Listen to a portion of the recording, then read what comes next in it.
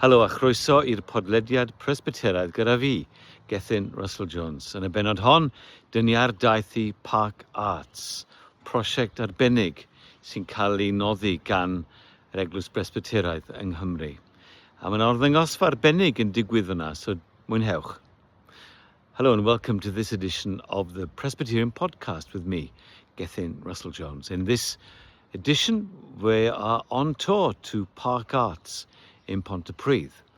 It's a very special project which is sponsored by the Presbyterian Church of Wales, and they're holding an exhibition, and we're going to find out more.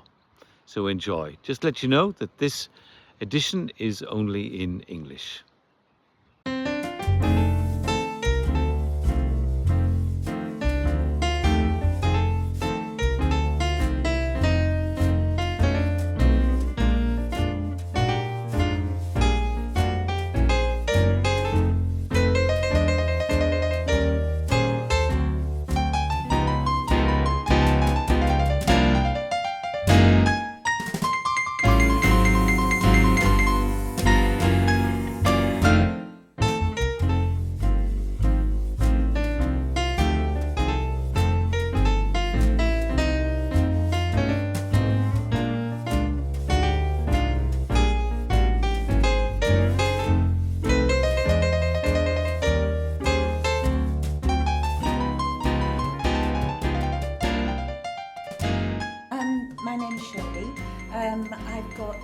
I'm exhibiting my eco-prints, which this is my first exhibition, so I'm very excited about that. So eco-prints, they're about using natural fibres, and then the leaves, only certain leaves will work, so you start to understand what leaves are going to give you any kind of colour on the fabric and what will actually be worth messing about with. And it is a messing about process because you're laying the fabric down, so it has to be silk or linen or wool or just a bamboo, a natural fibre, and then you lay the material down, you put your leaves on, and you just decide what kind of design you're doing, and then you roll it all up as tight as you can, and then you steam it for an hour and a half. And that's the general process, and then you have no idea what's going to come out of the pot. And that's the kind of exciting thing. And mostly it's like, but nowadays, it didn't used to be. Sometimes it's a bit like, oh my gosh, what happened there? There's a lot of alchemy involved in the different, the water you use, the leaves, a different time of year, and all that sort of thing. So yeah, surely we'll come back to that in a minute. There's a lot of never heard of eco-printing in my life, so we'll come back to what you're showing and what that is. Yeah. So Vasey, tell us a little bit about yourself. What are you doing here? Well, I'm Vasey Bramley. I live locally to Park Arts here in True Forest, and I'm a wildlife photographer. So for the last 4 or 5 years, I've been specialising in taking photographs of wildlife. Started with kingfishers locally down at Forest Farm in northern Cardiff, and the interest has just spread far and wide, and now I'm quite happily take myself off and sit under a tree for 6 hours at a time. Yeah. Just immersing myself in nature. Wow. And if I get a photograph, well, that's a bonus. Well, look, here we are. We're in Park Arts in True Forest, just outside Pontypridd, and both Shirley and Vasey are exhibiting your stuff, your work. So we've heard a little bit about eco-prints, and we've heard a little bit about Vasey's photography. The thing that binds you both together, this is a kind of a nature exhibition, I suppose. Yeah. Nature's a broad way of describing it, but it's the countryside, it's wildlife, and the way this moves you. So maybe, Shirley, should we come to you first? So what is it about being in nature and your art that moves you? Oh gosh. So, well, the thing is, first of all, it's just nice to actually be out picking and looking, and nowadays I do this thing where I might be driving and I think, oh, there's a walnut tree or something, so I get very excited about, because I know that there are certain trees that I want to have, and I now my garden is very much about growing things that I know will give me lovely prints or colours, and I'll dry things in the autumn, dry leaves in the autumn, so that I've got a chance of doing some eco prints in the winter, because I feel a bit bereft when I'm not able to do any printing. So yeah, and it's the symmetry of the leaves, or it's the fact that these leaves have been, perhaps a moth has taken a whole kind of circular chunk out of it, or it's half eaten, or it's a bit diseased, or it's just a thing about it's still a thing of beauty, and you can represent it by printing it onto a piece of fabric. So you gather all this material, this wildlife. Yeah. You dry it out. Yes. And then you print it onto fabrics and so textiles. So it doesn't have to be dried. It's just that's useful. If you know that you can't. If I'm out and about walking with somebody and I see a tree, and I'll usually have a book with me, a little book that I can press the leaves in. So it doesn't have to be dry. I can use them fresh, but they work very nicely dry because photography. I can understand that a bit more because I've seen photographs. It's quite simple after that fast process. So Shirley said, Shirley can be wandering around to see something and think, that interests me. I'll take that and I can create something. For you, is it like that, or is it a bit more, what's the word, intentional? You've got to be somewhere at the right time. It's certainly become more intentional. As I sort of specialised in, I've been taking photographs since I was in my teens, mainly landscapes and mountains and one thing and another. Since COVID, I've turned to wildlife, but with modern cameras, I can go out and I can take 1,000 photographs in a day. Wow. I'll come back home and they'll all be rubbish. so these days, I almost have a little storyboard. I go out for a specific species, a specific time of day. I probably researched it for 2 or 3 days, a site beforehand, knowing when the birds come in, when they're feeding, what time of day is best, what type of light is best, and then I'll go and sit there for 4, 5, 6 hours to get, perhaps, might still take 1,000 photographs, but to get the one image that I've got in my mind that I want to get from that session. So rather than just going out and just thinking, well, I'll just take a picture of a bird and get an average picture of a bird, I'd rather go out there and research it and sit there, and the whole process of understanding and learning about an animal's lifestyle to be able to take the right picture is just fascinating. So even if I just sit there and watch the kingfishers feeding and passing fish and taking them to the young and things like that, even if I don't get the picture, just the whole process of sitting there and enjoying that experience is just so worthwhile. All right, so it's not just about getting an image, it's understanding where you are and what's happening. To get the image, you've got to be quite geeky in the right speeds and the right lens and all the rest of it. But that's probably, that's the hard skills which are easy to learn. It's the softer skills of just understanding nature. Is the enjoyable part of the process. And gaining an understanding of these birds' lives. I've certainly my knowledge of wildlife from chatting to other photographers and sitting in bird hides for hours and chatting away has just broadened my knowledge so much. It's been a great experience. Yeah. So here we are. And you've got in the exhibition next door. I asked you earlier of your own favourite picture, which is of 2 kingfishers, and I think you said it was a mother and daughter, which you caught in the moment. Every picture's almost got a little anecdote to it. That particular instance, there were 4 young being fledged. One of them had been eaten the day before by a sparrowhawk, unfortunately. And so there were only 3 of the fledglings left, and the mother was absolutely paranoid. So every time one of the fledglings landed on the fishing perch, the mother or the father would come in and give it a real mouthful to frighten it back off. So I literally got to the hide, saw this argument going ahead for half an hour, and obviously the mother succeeded in chasing the youngster back into the trees. Wow. And I sat in the hide for the next 6 hours and didn't see one bird at all. But it's just... You were lucky. Yes. You got there. At the right moment, literally at the right time, just to take that picture of the squabbling parents and youngster. And what about you, Shi? What's your favourite? The favourite thing you're exhibiting here. Yes, I think one of the ones that I'm exhibiting is a silk scarf, which I printed, feeling quite confident that what I was doing was going to give me some good prints and lovely colour. It has a background in weld, and put an iron blanket on, which I knew would make the weld, which is yellow, a bit more greeny. And then when I got it out of the steamer, there was just virtually nothing there. And I was really upset. What have I done wrong?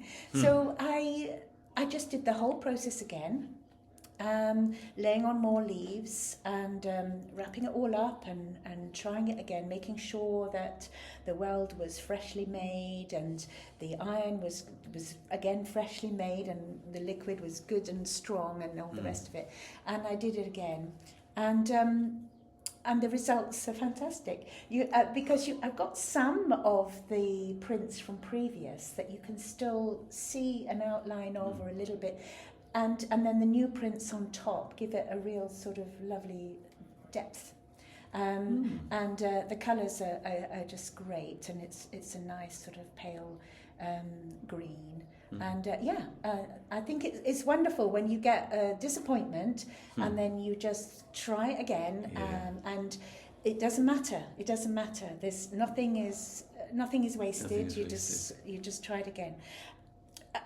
There's another thing that I wanted to say really is that we've got more fabric in the world, more clothes than we could possibly ever wear or ever need, and so one of the nice things about any kind of natural dyeing is that you can take a perfectly good pair of trousers, dress or a t-shirt from a charity shop that is a little bit, it's white but it's a bit off-white or something like that, and you can completely create something new and exciting with your dyes and give it a new life, lease of life. So that's also a kind of exciting thing when that happens too. Excellent. Yeah.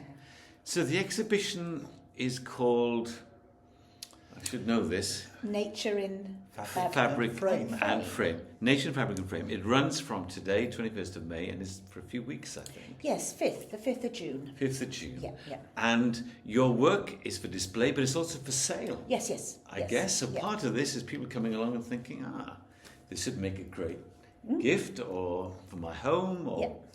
And you would be delighted, I'm sure. Oh, yes. To sell your stuff. Yes, of course. That's always a bonus. Yeah, we can do more then. It all gets reinvested back into more pictures. Well, of course it does. More exhibits and one thing or another. But yeah, for me, if the photos enthuse people, get them interested in wildlife, get them out, get them more willing to protect our environment, then that's, if I don't sell anything, that's fine. But if I get that message across, then that's wonderful. Wow. That's great. And Park Arts, where we are, this old chapel here in Treforest, is this somewhere you've been before? I know there's quite a community here of music and art and spoken word. Yeah, no, I've been quite a few times before to other exhibitions that have been here. And on the Thursdays, the Kutch come and have a coffee, meet up with people, have a chat, work here if you want to. We've done singing here on evenings with the choir, and so it's a really nice community hub. Yeah. Is that true for you, basically? You knew of this place before? Or? I've known of it. It's a fairly new venue for me. I started coming perhaps last October, November, something like that. Oh, right. But Shirley was saying to the Kutch on a Thursday is a great little drop-in place.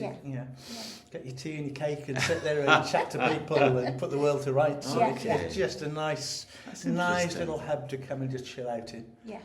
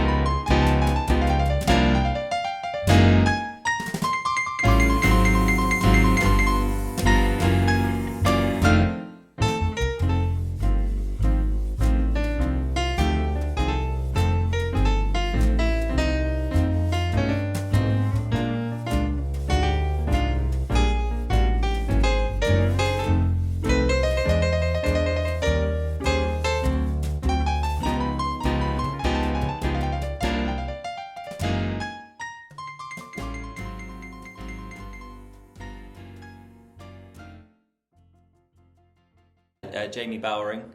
My stage name is Jamie B Sings. All right. So, Nice. yeah, local musician, live not too far away from Park Arts, just Okay. down the road. So here we are. As you've given the game away, we're in Park Arts. There's an exhibition going on, and it's going on for a few weeks now. But I know you come here a lot, Yeah. and you're a musician. You've got a stage name. That sounds really impressive. Yeah, it sounds more impressive than it is, really.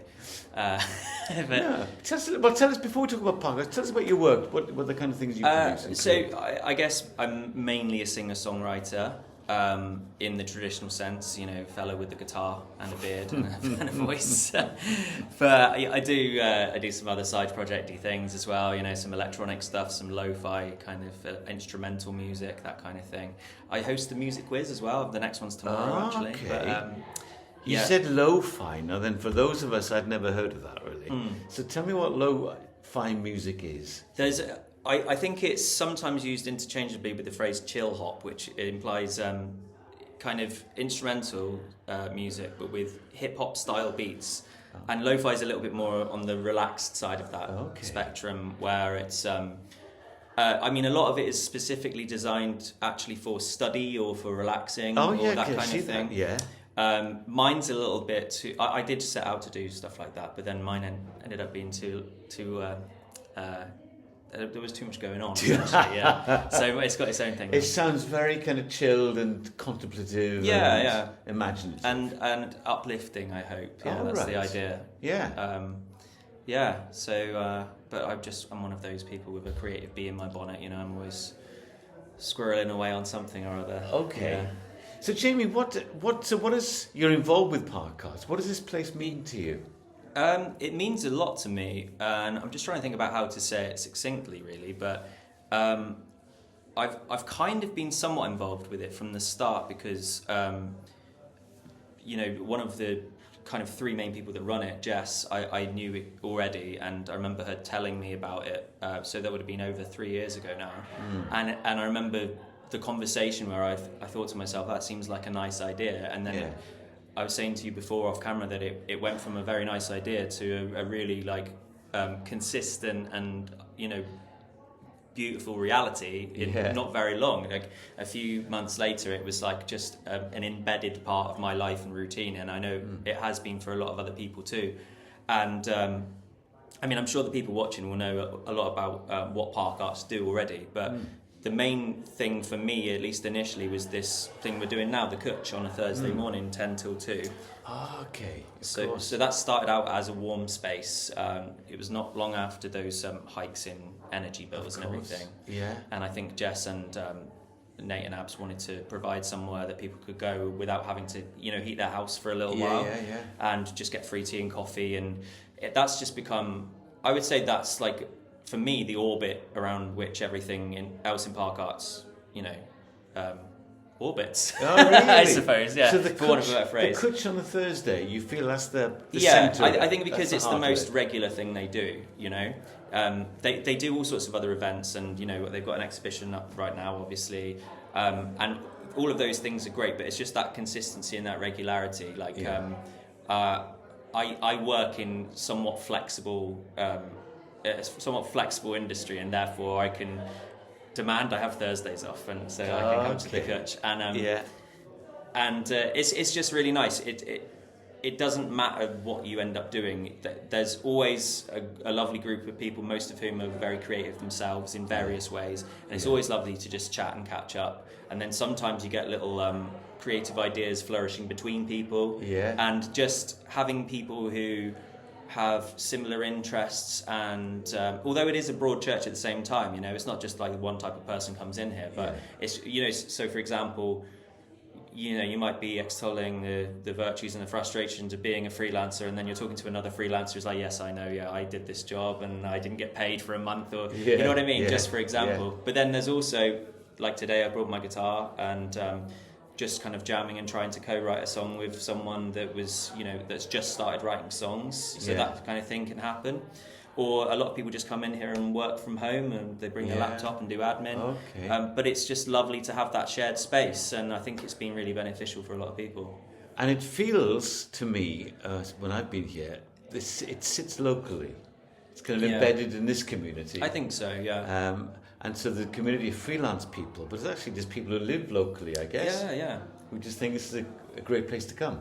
Yeah, it's funny how I actually didn't realise initially when this place started as Park Arts that the building was set to be demolished, and this kind of saved it, which just made me love Park Arts even more, to be fair, because I knew it wasn't being used, but I didn't know that it was planned to be demolished. Okay. And it's such a lovely space that it would have felt like a crime to not only not use this, but to actually demolish the place as well. But then, it's funny because it's still in some ways got a bit of a vibe of a well-kept secret, even though a lot of people do know about it. Once in a while you'll be here on a Thursday and someone will come in the door and go, I saw the sign outside and I've always wondered what's going on in here. And then they might take 2 years to pop in. Come through the and doors. then they enter the fold, I suppose. Open sesame, they're in. Yeah. But there is that sense of there's probably a lot more people out there that would stand to benefit from being in here that haven't discovered it yet, because that does keep happening every now and again. You know, there's so many students as well as obviously general locals around, and it's a very kind of densely populated place, Treforest, and there's a lot going on, a lot of different cultures, and I think that as time goes on, more and more people will discover like this little hidden gem. So Jamie, this is it was built as a church, built as a place of worship back in the 19th century. Mm-hmm. There are places like this building, I guess, all over Wales. Mm-hmm. I mean, putting you on the spot a little bit here, but do you think this kind of use could be replicated in other places? Churches becoming art centres or community centres. Yeah. Beyond the original use, I guess. I have slight reservations because of the practical angle, but in terms of like whether I'd like that to happen, I'd like yes everywhere. I'd love for this little seed to be planted elsewhere and to grow.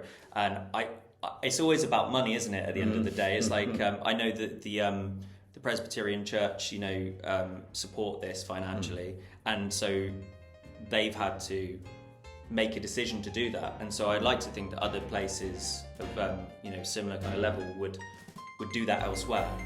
I guess that's the big question. But in terms of whether it should happen, I'm like, yeah, absolutely. It's like these kind of places. I think you do see them popping up more at the moment, like these little, not necessarily churches, but often churches which are kind of being repurposed into little local art centres or little cultural hubs. I think they're almost invariably great for the community and the people around.